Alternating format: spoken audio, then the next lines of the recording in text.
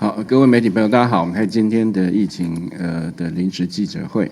那我们今天公布国内有新增4例的 COVID-19 的确定病例，那分别自哈萨克、菲律宾跟这个印尼入境。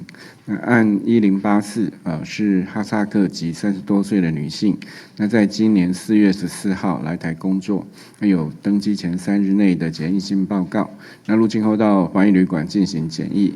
那个案在4月16号出现咳嗽症状，18号因为咳嗽跟呼吸困难，由卫生单位安排就医采检，今天确诊，那他的 CT 值是29，那住院后采检是33，他的 IgM 跟 IgG 都是阳性啊。那已掌握个案同班机前后2排的座位旅客共7人，列居家隔离。那机组员是7人，列自我健康管理。另外按1085、1086是菲律宾籍20多岁及30多岁的女性移工。那今年4月7日来台工作，持有搭机前3日内的检疫阴性报告。那入境后到集中检疫所检疫。那4月20号接受期满采检。那今天确诊。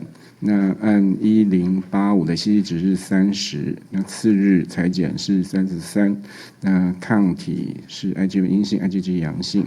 那按1086 CT 值是36，那住院后采检 CT 值是35，血清抗体的 IgM 阴性 ，IgG 阳性哦。那2人在台期间并没有症状，那没有匡列接触者。那最后是按1087是印尼籍30多岁男性船员。那在今年3月25号来台工作，也是持有搭机前3日内检疫新报告。那入境后到防疫旅馆检疫到4月8号。那期满后接续其他住所自主健康管理。那因工作需要，在4月20号公司安排至医院自费采检，今天确诊。那 CT 值是32，那次日是 CT 值34，血清抗体 IgM 阴性 ，IgG 阳性。那个案在台期间没有症状，自主健康管理期间也是1人1室，未与他人接触，所以也没有匡列接触者。那我们到目前总共1086例确诊，有34人住院隔离中。